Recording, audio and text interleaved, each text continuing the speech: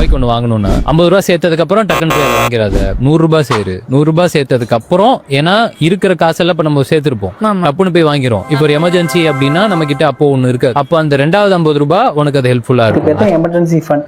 So இதை வந்து 2 தான் கால்குலேட் பண்ணலாம். அதாவது சிங்கிளா இருக்கவங்க, கமிட்டடா இருக்கவங்க.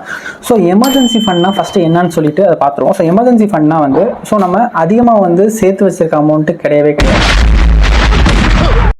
ஸோ திடீர்னு நம்மளுக்கு வந்து ஜாப் போயிடுச்சுனாலும், ஸோ திடீர்னு நம்மளுக்கு வந்து பைக்கு கார் வந்து ரிப்பேர் ஆகிட்டாலும், ஸோ திடீர்னு ஒரு எமர்ஜென்சி சுச்சுவேஷன் வந்து ஹாஸ்பிட்டல் அட்மிட் ஆகிருந்தாலும், ஸோ அதுக்கெல்லாம் வந்து சேஃப்கார்டாக இருக்கிறது தான் எமர்ஜென்சி ஃபண்ட். ஸோ அப்படி இருக்க ஃபண்டை எப்படி வந்து சேவ் பண்ணுறதுன்னு பார்த்தாப்புல, ஸோ ஒரு மியூச்சுவல் ஃபண்டில் போடுறதோ இல்லை ஒரு லேண்டில் போய் இன்வெஸ்ட் பண்ணுறதோ கிடையாது எமர்ஜென்சி ஃபண்ட். ஸோ இதை வந்து 2 தான் கால்குலேட் பண்ணலாம். அதாவது சிங்கிளாக இருக்கவங்க, கமிட்டடாக இருக்கவங்க.